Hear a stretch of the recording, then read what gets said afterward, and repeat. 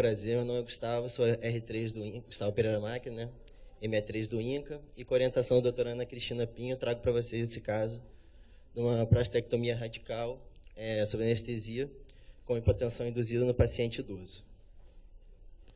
Na visita pré-anestésica, um paciente masculino, 73 anos, 69 quilos, um asa 2, hipertenso, em uso de atenolol 50 mg dia e enalapril 20 mg dia, diabético tipo 2, mal controlado, por sinal, em uso de metformina 850 mg 3 vezes ao dia e a glicazida 30 mg dia. De cirurgias prévias, esse paciente apresentava uma hernoplastia inguinal esquerda, realizada em 2008, com uma raquianestesia sem relatos de nenhuma intercorrência, e um eletrosinusal com a frequência de 67, sem alterações, e um raio-x de tórax também sem alterações. Nós optamos por não realizar uma medicação pré-anestésica nesse paciente. No exame físico dele, demonstrou um exame clínico sem alterações, uma Lampate 2 com uma abertura bucal maior que 3 centímetros e uma extensão cervical adequada. Classe funcional maior que 4 METs e de exames laboratoriais solicitados um dia antes da cirurgia, no caso no dia 19, a única alteração mais expressiva foi de uma glicemia de 213. Como eu já havia falado, é um diabético com histórico de mau controle. Na história da doença atual, no caso, o paciente foi admitido no INCA em setembro de 2014, com uma elevação no PSA e uma consulta de rotina com o urologista, foi encaminhado, e através de uma biópsia guiada por ultrassom foi diagnosticado adenocarcinoma em janeiro de 2015, com um score de Gleason 6, no caso. Após mesa redonda da urologia, foi triado para a realização da prostatectomia radical, com a data marcada para o dia 20/3 desse ano. Bem, aqui tem a fichinha da cirurgia, no caso, no dia 20/3, às 8 horas, o paciente chega à sala de cirurgia, realizada monitorização e a venóclise do membro superior direito, 18 gauges extracat. Foi iniciada a dexmedetomidina numa diluição de 2 microgramas por ml, em bomba infusora, a 3 microgramas por quilo-hora durante cerca de 10 minutos. Enquanto isso, foi realizada a peridural em decúbito lateral direito, nível T10, T11, com passagem de catéter atraumática, e já realizado um bolo de 10 ml de lidocaína a 2% pelo catéter. Após essa peridural, o paciente foi pré-oxigenado, induzido com lidocaína 2%, 100 mg, e 70 mg de propofol, 70 de rocurônio. Foi passada uma máscara laríngea número 4, suprime, e após essa indução já foi feito mais 10 ml de lidocaína 2% pelo catéter, e ligada a bomba de adrenalina a diluição de 4 microgramas por ml em bomba infusora, né, a uma velocidade de 2 microgramas por minuto para atividade beta. Às 8h55 foi realizada a incisão cirúrgica e juntamente com a incisão cirúrgica nós escolhemos um HGT, que demonstrou uma hiperglicemia de 324, onde foi realizado 8 unidades de insulina regular, como vocês podem ver. Após isso foi realizada a venóclise do membro superior esquerdo, 16 gauges, e no intraoperatório demonstrou mais dois relatos de hiperglicemia, de uns de 302 e uns de 232, sendo realizado 10 e 8 unidades de insulina regular, respectivamente. Ao fim da cirurgia, que transcorreu sem intercorrências, foi realizado um bolo de ropivacaína a 0,2%, 10 ml pelo catéter, mais dipirona 2 gramas venosa, ondansetrona 8 mg venosa, e revertido o bloqueio com sugamadex 200 mg. Foi retirada a máscara laríngea em plano e encaminhada a RPA com EVA 0,0, eupneico, sonolento, sem queixas e estável hemodinamicamente. Como vocês podem ver aqui também na fichinha, o BIST foi anotado durante a cirurgia inteira, variou de 38, no mínimo, até 50, mais ou menos 40 e poucos, e sempre com SR zerado. O paciente saiu de sala com BIS de 80, ao meio-dia 20. Admitido na RPA, estava sem queixas, foi colhido mais um HGT dele que demonstrou 180 mg por decilitro de glicemia, onde não foi realizada mais nenhuma insulina regular, um Aldrich 8, estava despertando os chamados, e uma PA, variando de 20% a 49% do nível pré-anestésico. A PA de 100 por 60, frequência de 80 batimentos, frequência respiratória de 12, saturando a 97% em ar ambiente. Na própria RPA, na segunda evolução da RPA, foi iniciado um PCA de ropivacaína 0,2% pelo catéter, a 3 ml hora, com um bolus programado de 5 ml, com lockout de 20 minutos. Permaneceu durante 80 minutos na RPA, recebeu alta para a enfermaria com a Aldrich 10, EVA zerada. Bem, o resumo da anestesia. A cirurgia realizada foi uma prostatectomia radical via retropúbica. A técnica anestésica foi a anestesia combinada, geral, mas peridural-torácica baixa. A variação da pressão arterial sistólica foi de 70 a 85 milímetros de mercúrio e da diastólica variou entre 40 e 55. Recebeu 1.750 ml de cristalóide. A diurese não foi possível ser quantificada devido às perdas para o campo operatório e uma perda sanguínea estimada em menos de 500 ml. De tempo de cirurgia foram cerca de 180 minutos e em tempo de sala 270. De analgesia pós-operatória foi realizado aquele bolo de ropivacaína ao fim da cirurgia e instalado o PCA de ropivacaína 0,2, 3 ml hora pelo catéter já na RPA. Como eu já havia dito, intraoperatório sem nenhuma intercorrência. Na evolução pós-operatória, no mesmo dia da cirurgia, o paciente recebeu alta mais ou menos 1h30 da tarde da RPA. Às 8 horas, na enfermaria, já começaram a dieta branda para hipertenso e diabético. 24 horas após a enfermaria, na primeira visita da clínica da dor, o paciente estava com EVA 0,0, já estava deambulando, estava com PCA de roupa 0,2 a 3 ml hora ainda, que foi mantido do dia anterior, sendo solicitado somente 2 bolos no período, sem nenhum para-efeito. A variação do HGT foi de 178 a 197, e a conduta tomada foi de desligar a bomba infusora do PCA e reavaliar em 24 horas esse paciente. No segundo dia de pós-operatório, o EVA continuava zerado, o HGT já estava entre 160 e 177, foi retirado o catéter após checagem de coagulograma e recebeu alta pela equipe da dor da anestesiologia. No caso, cerca de 2 dias após o paciente já teve alta pela urologia e atualmente encontra-se em acompanhamento pelo ambulatório. Obrigado, gente. Acho que, caso apresentado, vamos então partir para as perguntas, para as dúvidas, para a discussão do caso. Alguém quer já falar alguma coisa? Marcos. Marcos, do Hospital Miguel Couto. A gente sabe que hoje os protocolos da medicina baseada em evidência estão mudando. Protocolos muito antigos em medicina, porque coisas que são feitas agora estão sendo analisadas sobre uma nova ótica, uma nova luz, né? Até agora eu soube por um colega que está fazendo o curso do SABA que a adrenalina no próximo protocolo da CLS parece que vai ser meio colocado de lado nos protocolos de tratamento de parada cardíaca. Eu te pergunto, quais são as evidências dentro da medicina baseada em evidências que sustentam você fazer uma hipotensão induzida num velho diabético hipertenso que tem fatores de risco muito elevados para ter doença isquêmica cerebral?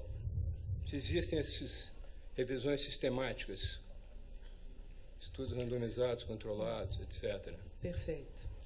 Bom, primeiro eu queria externar aqui a minha satisfação e parabenizar a comissão organizadora desse evento pela sala cheia.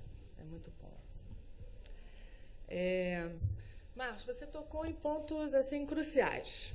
E isso aqui, essa conduta, que é a base da nossa conduta lá no HC1 para esse tipo de cirurgia, corrobora os aspectos que a Alexandra abordou na palestra anterior.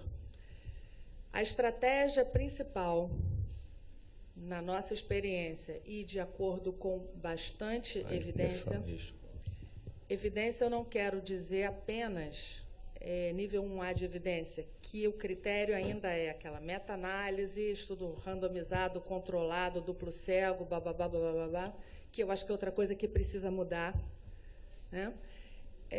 Mostra que a estratégia principal é basicamente uma estratégia anti-inflamatória.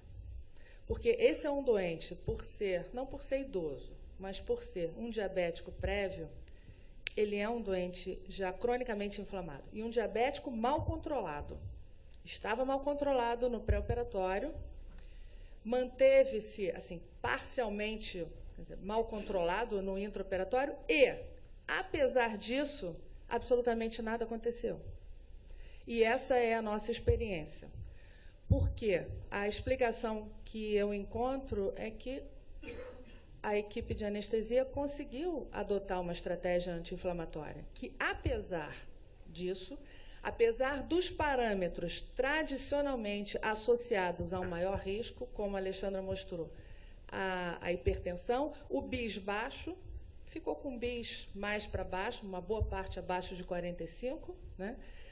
Então, seria um fator de risco. Só que aí começa o questionamento, que há muito tempo eu me deparo e faço, e coloco para reflexão.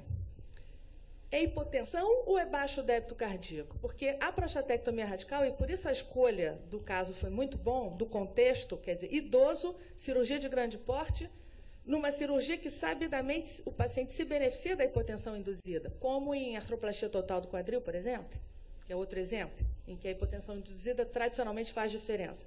Agora, existem várias maneiras de fazer hipotensão induzida. O americano adora fazer com nitroprussiato de sódio. Eu acho isso completamente sem noção. E aí é que eu acho que reside o problema. É como a coisa acontece. O problema não é o bis baixo. O problema é o contexto em que o bis baixo aconteceu. Nesse contexto de modulação do sistema nervoso simpático, modulação inflamatória, na minha experiência, tanto lá no INCA quanto em clínica privada, eu garanto que é diferente.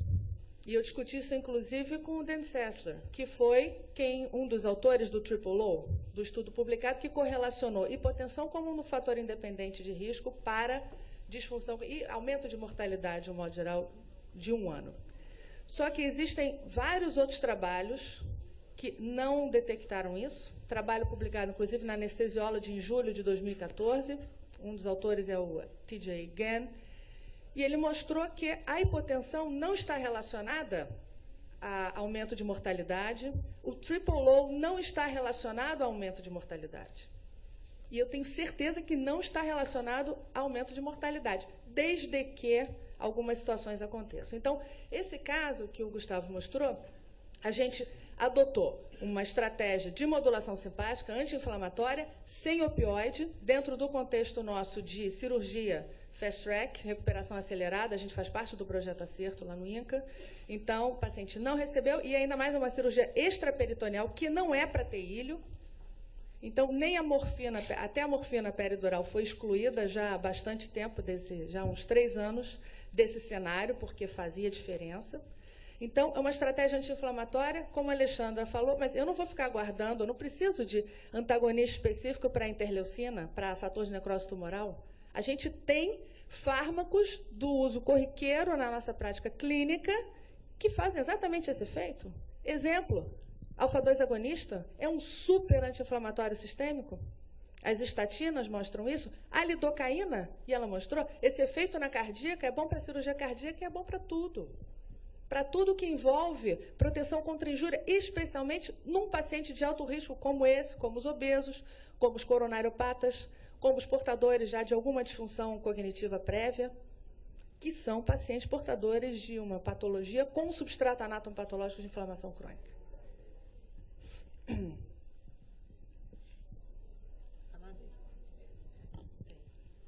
Bom dia.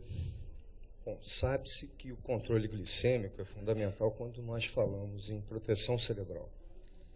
E eu percebi um aumento da glicemia que vinha do pré-operatório. Quer dizer, você citou esse caso aqui. Você acha que o paciente não estava preparado, a simpatectomia não foi boa, ou aquilo que você julgava obter com a sua técnica anestésica, ou aquela adrenalina, de alguma forma, quantificou um pouco mais de hiperglicemia no pré-operatório. Pois é, e esse caso foi tão feliz, até para exemplificar todos esses pontos, digamos, dogmáticos, que até a glicemia aumentou, mostrando o efeito de 2 coisas.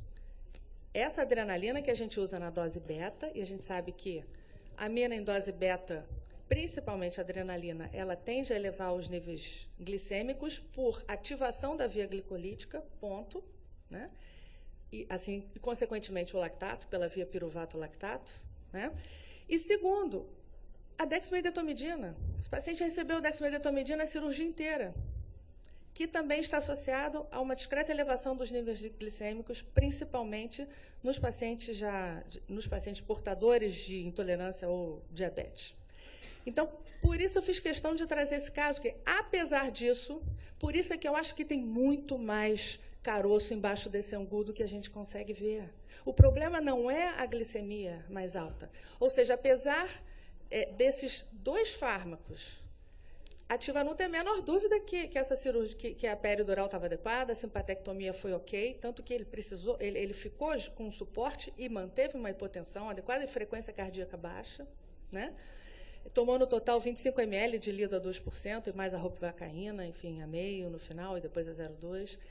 Então, apesar do que nós temos ainda como paradigma relacionado a uma alteração, né, a um mau desfecho, o fármaco pode fazer a diferença. Apesar de aumentar a glicemia, ele faz mais um monte de coisa que protege o doente.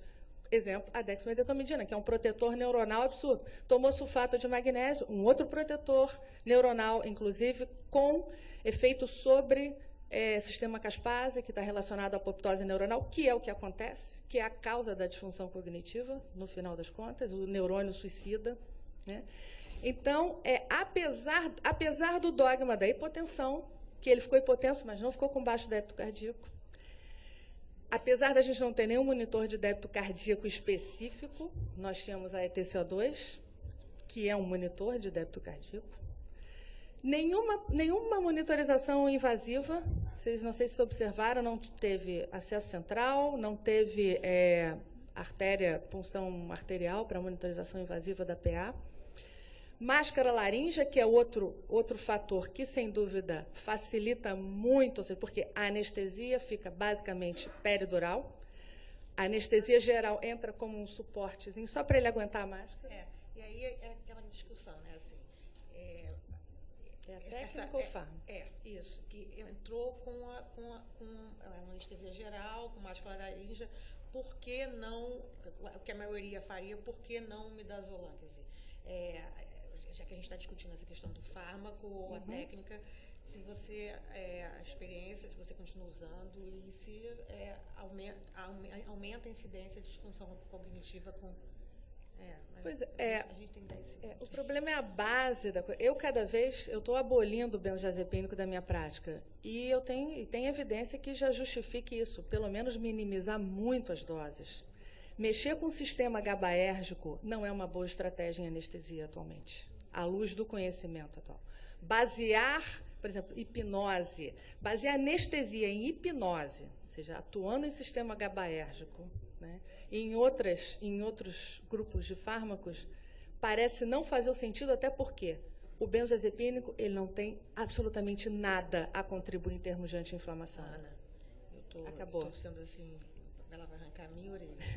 Então, é uma discussão que eu queria que a gente vai, né, mas a gente vai ter que encerrar e partir para o segundo caso. Tá bom? Obrigada. Obrigada, gente.